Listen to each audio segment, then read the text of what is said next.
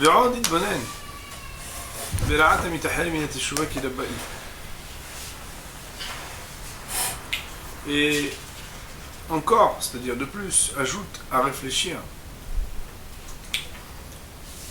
du mal qui accompagne celui qui se retarde à la tchouva, parce que c'est un grand mal.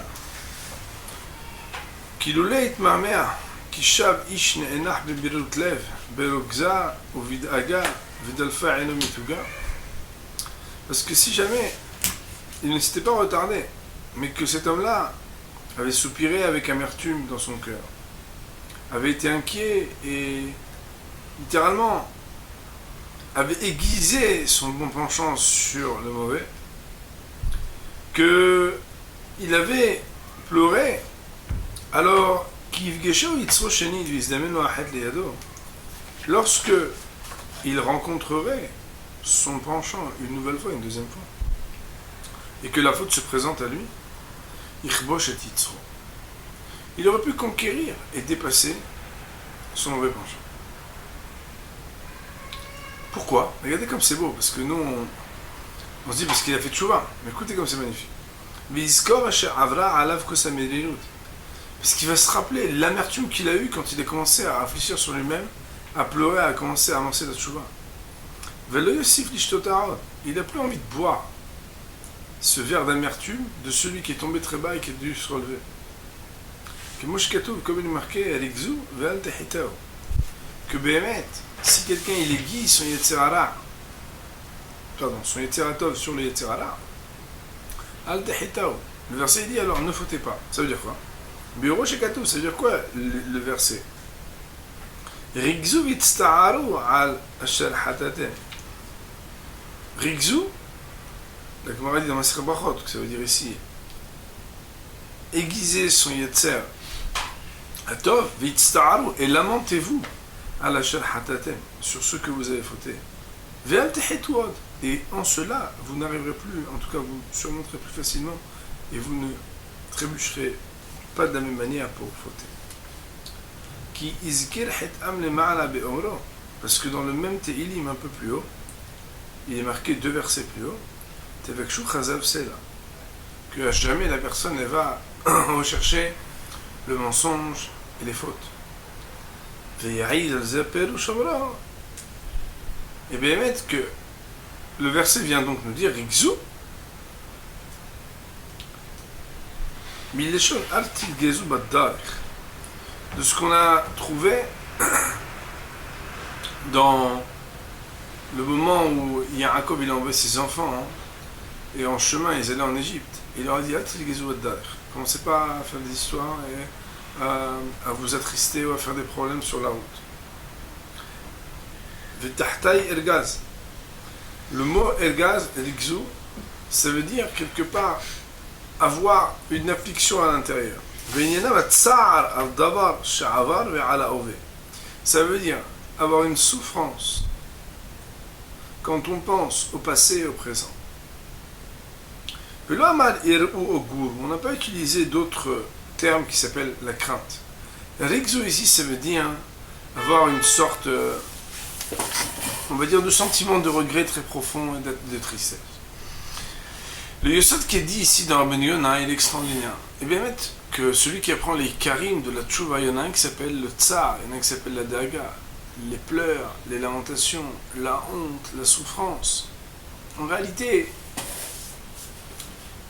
c'est très difficile parce que quand quelqu'un, et ça s'adresse à chacun, il fait tchouva, le fait de penser aux fautes qu'on a faites et à la bassesse de nos actes, de nos pensées ou de nos paroles, celui qui est honnête, il a une vraie souffrance. Nous dit le Rav, celui qui met du temps à faire tchouva, il passe à côté de quelque chose d'extraordinaire. C'est que cette souffrance-là, on n'a pas envie de l'avoir plusieurs fois. Donc quand tu prends le temps d'avoir eu une première fois, tu te vaccines et tu te préviens de l'avoir aussi facilement une deuxième fois. Parce que ce qui va te faire encourir le risque d'avoir la même souffrance, t'as pas envie. Ça ressemble à mettre un vaccin.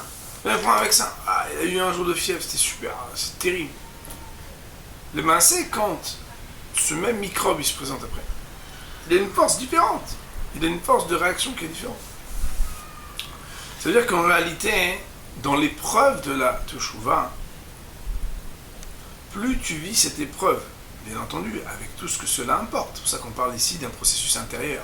Chaque fois que je dis que la Teshuvah, c'est pas juste mettre un chapeau, un pins et une veste et dire voilà, maintenant je suis un tzaddik. Non, quelque chose d'intérieur, c'est-à-dire quelque chose qui coûte spirituellement de se remettre en question et d'avoir mal quelque part. À partir du moment où quelqu'un il ressent cela, alors il gagne pour les fois prochaines lorsque le Yetzer Hara va essayer de tenter. Et celui qui ne le fait pas et qui se retarde, il gagne ce dont on vient de parler. Pardon, il perd ce dont on vient de parler, c'est qu'il ne gagne pas à avoir une autre disposition d'esprit préventive, à ne plus vouloir à cause de la faute devoir se retrouver dans la situation de Teshuvah, qui lui coûte énormément. Le Rav nous dit alors que lorsque quelqu'un met longtemps, il se retarde longtemps avant de faire tchouva, lorsque la faute elle vient à ses mains, il tombe dans son piège au Yetzer Hara et à la faute, comme il était tombé au début. Et la faute suivante est toujours plus grave que la première. Et ces méfaits monteront encore plus haut auprès d'Hachem. Qui met les shit, parce qu'au départ, la première fois qu'un Yetzer Hara il nous tente, on n'imagine pas qu'il va nous attraper là-dedans. On se dit quoi, lui il m'attendait au coin là? Incroyable. Mais après qu'il a vu qu'il n'était pas tellement balèze, il dit non, c'est bon, ça, tu rigoles quoi.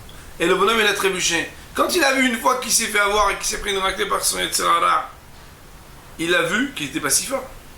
Et que son Yetzer Hara il a gagné contre lui. Et qu'il est vraiment beaucoup plus puissant que lui.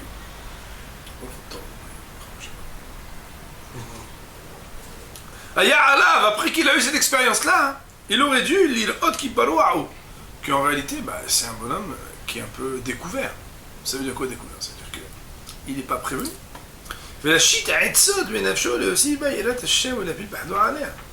Et il aurait dû prendre conseil, réfléchir, ajouter de la crainte d'Hachem